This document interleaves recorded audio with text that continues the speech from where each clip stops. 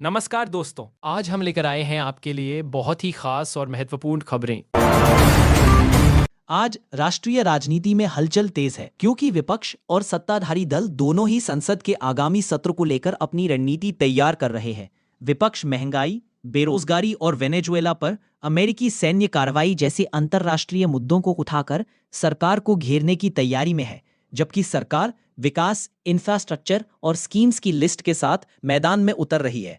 अंदर की खबर यह है कि सोशल मीडिया युद्ध भी बढ़ने वाला है, जहां दोनों पक्ष नैरेटिव सेट करने की पूरी कोशिश करेंगे। ऐसे माहौल में आम जनता के लिए जरूरी है कि वे सिर्फ शोर नहीं बल्कि असली मुद्दों को समझकर अपनी राय बनाएं।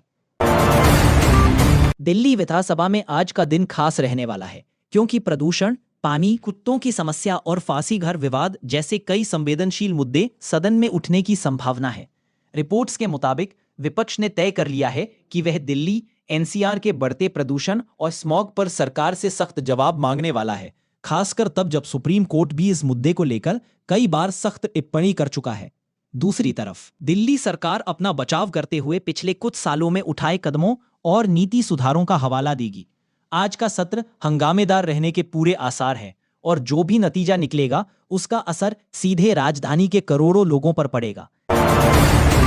गृह मंत्रालय की ओर से आंतरिक सुरक्षा को लेकर बड़े फैसले की तैयारी की खबरें सामने आ रही है, जिसमें सीमा सुरक्षा और आतंक विरोधी तंत्र को और मजबूत करने पर जोर दिया जा रहा है। सूत्रों के अनुसार सरकार नई टेक्नोलॉजी, ड्रोन सर्वेलेंस और डेटा आधारित सिक्योरिटी ग्रिड को और अपग्रेड करने पर काम कर रही है, ताकि घुसपैठ, तस्करी और साइबर हमलों पर सख्त नजर रखी जा सके।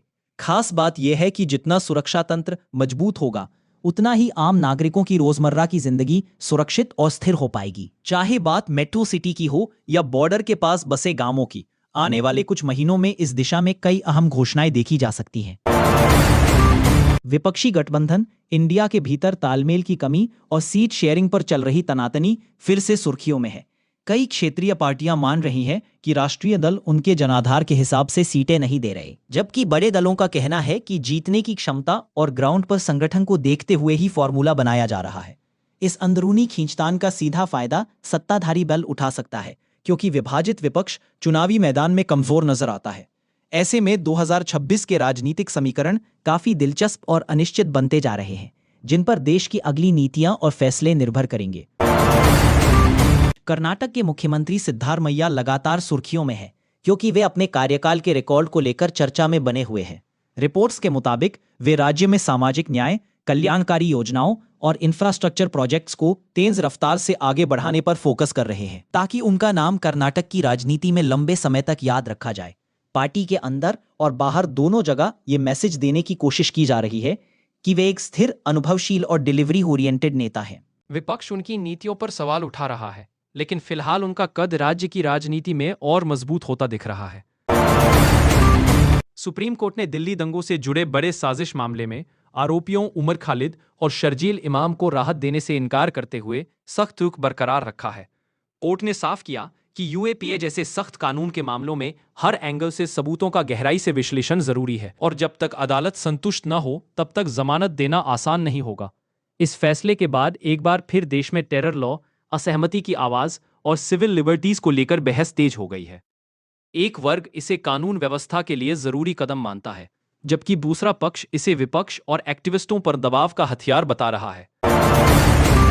उत्तर भारत के कई शहरों में गैस लीक, औद्योगिक हादसों और केमिकल से जुड़ी घटनाओं की जांच तेज कर दी गई है, खासकर उन इलाकों में जहां पहले से ही प्रदूषण और स्वास्थ्य संबंधी शिकायतें अधिक हैं।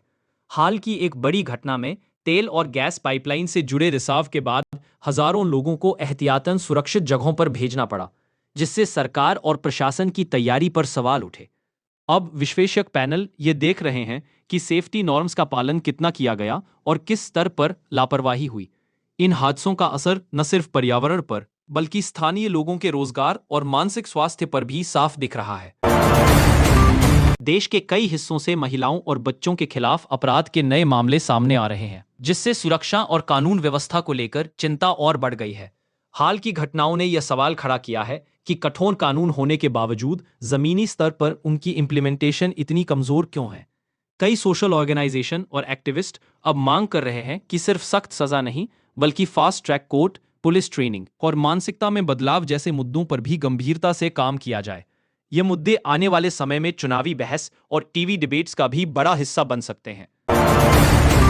सीमा पार से ड्रग्स और हथियारों की तस्करी को रोकने के लिए एजेंसियों ने संयुक्त ऑपरेशन तेज कर दिए हैं। रिपोर्ट्स में सामने आया है कि ड्रोन के जरिए नशीली दवाइयां और अवैध हथियार भारतीय सीमा में गिराए जा रहे थे, जिन्हें लोकल नेटवर्क उठाकर आगे सप्लाई कर रहे थे। अब hi tech radar, anti drone system और इंटेलिजेंस शेयरिंग के जरिए इन रैकेट्स पर नकेल कसने की कोशिश हो रही है।